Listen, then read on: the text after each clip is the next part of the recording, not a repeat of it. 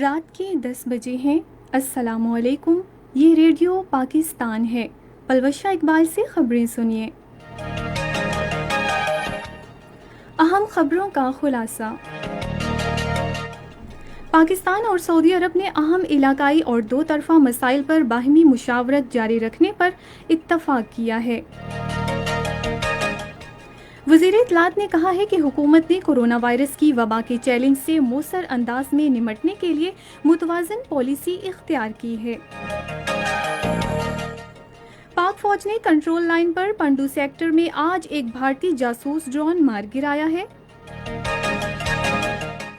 اور کل جماعت حریت کانفرنس نے کہا ہے کہ تنازع کشمیر کا قابل قبول حل ہی جنوبی ایشیا میں پائیدار امن کے قیام کا واحد راستہ ہے۔ اور اب خبریں تفصیل کے ساتھ۔ پاکستان اور سعودی عرب نے عالمی وبا سمیت عام علاقائی اور دو طرفہ مسائل پر باہمی مشاورت کو جاری رکھنے سے اتفاق کیا ہے۔ یہ اتفاقی رائے وزیر خارجہ شاہ محمود قریشی اور سعودی عرب کے وزیر خارجہ شہزادہ فیصل بن فرحان ال سعود کے درمیان آج ٹیلی فون پر بات چیت میں ہوا۔ شاہ محمود قریشی نے کہا کہ پاکستان سعودی عرب کی علاقائی سالمیت کے تحفظ کے لیے ہر ممکن تعاون کرتا رہے گا۔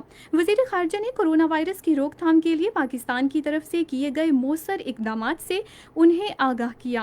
سعودی وزیر خارجہ نے کہا کہ سعودی عرب میں کورونا کی صورتحال بہتر ہو رہی ہے۔ اطلاعات و نشریات کے وزیر شبلی فراز نے کہا ہے کہ حکومت نے کورونا وائرس کی وبا کے چیلنج سے مؤثر انداز میں نمٹنے کے لیے متوازن حکمت عملی اختیار کی ہے۔ وہ ڈیجیٹل پاکستان کے بارے میں وزیر اعظم کی معاون خصوصی تانیہ ادروس اور کورونا وائرس کے بارے میں فوکل پرسن ڈاکٹر فیصل سلطان کے ہمراہ آج اسلام آباد میں ایک نیوز کانفرنس سے خطاب کر رہے تھے۔ شبلی فراز نے کہا کہ کورونا وائرس نے پوری دنیا کو اپنی لپیٹ میں لے لیا ہے اور پاکستان نے اس صورتحال میں قیمتی جانوں اور معیشت کے تحفظ کے لیے لاک ڈاؤن کی پالیسی اختیار کی۔ انہوں نے کہا کہ دنیا کے کئی ممالک اسی حکمت عملی پر عمل کر رہے ہیں۔ وزیر اطلاعات نے کہا کہ پاکستان مکمل لاک ڈاؤن کی پالیسی کا متحمل نہیں ہو سکتا۔ اس موقع پر خطاب کرتے ہوئے کورونا وائرس کے بارے میں وزیر اعظم کے فوکل پرسن ڈاکٹر فیصل سلطان نے کہا کہ تمام صوبے اور دیگر وفاقی اکائیاں اس عالمی وبا کا مقابلہ کرنے کے لیے آپس میں متحد ہیں اور انہوں نے اس سلسلے میں قابل تعریف کردار ادا کیا ہے۔ جرمنی نے کورونا وائرس کے خلاف جنگ میں پاکستان سے تعاون بڑھانے کا فیصلہ کیا ہے۔ یہ بات پاکستان میں جرمنی کے سفیر نے اسلام آباد میں اے پی پی کو ایک انٹرویو میں کہی۔ انہوں نے کہا کہ جرمنی نے پاکستان میں معاشی سرگرمیوں کے فروغ کے لیے 5 لاکھ یوروز فراہم کیے ہیں، جس سے مقامی سطح پر وبا کی وجہ سے پیدا ہونے والے معاشی اور سماجی اثرات کم کرنے میں مدد ملے گی۔ اقوام متحدہ کی جنرل اسمبلی کے نئے منتخب صدر وولکان بوزکر کا دورہ پاکستان طیارے میں تکنیکی مسائل کے باعث ملتوی کر دیا گیا، جو آج طے تھا۔ ان کے دورے کے نئے شیڈول کا جلد اعلان کیا جائے گا۔ یہ بات اقوام متحدہ کی جنرل اسمبلی کے صدر نے آج اپنے ٹویٹر پیغام میں کہی۔ بوزکر نے کہا کہ وہ اقوام متحدہ کی جنرل اسمبلی کے 75ویں اجلاس کے ایجنڈے کے حوالے سے مسائل اور ترجیحات کے متعلق پاکستانی حکام سے مؤثر بات چیت کے منتظر ہیں۔ پاک فوج نے کنٹرول لائن پر پنڈو سیکٹر میں آج ایک بھارتی جاسوس ڈرون مار گرایا ہے۔ جاسوس ڈرون کنٹرول لائن پر پاکستانی حدود میں 200 میٹر اندر تک گھس آیا تھا۔ رواں سال پاک فوج کی جانب سے گرایا جانے والا یہ 10واں بھارتی ڈرون ہے۔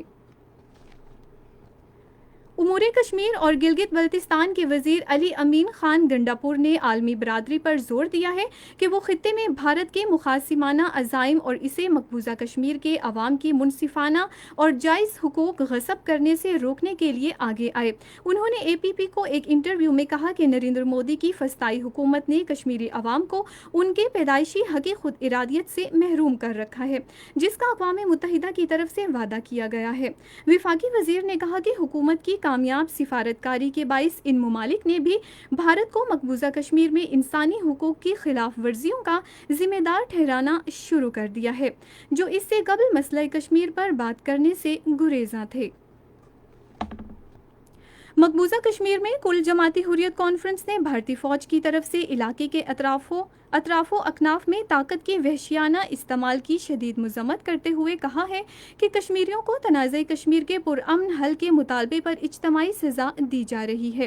حریت کانفرنس کے ترجمان نے آج سری نگر میں ایک بیان میں کہا کہ بھارتی فوجیوں نے گزشتہ روز سری نگر کے علاقے پنزی نارا میں محاصرے اور تلاشی کی ایک کارروائی کے دوران کئی نوجوانوں کو زخمی کیا اور لاکھوں روپے مالیت کی املاک کو نقصان پہنچایا۔ انہوں نے کہا کہ مقبوضہ خطے میں مسلسل خون خرابہ تنازع کشمیر حل نہ ہونے کا نتیجہ ہے اور جنوبی ایشیا میں پائیدار امن کے قیام کے لیے تنازع کشمیر کا حل ناگزیر ہے۔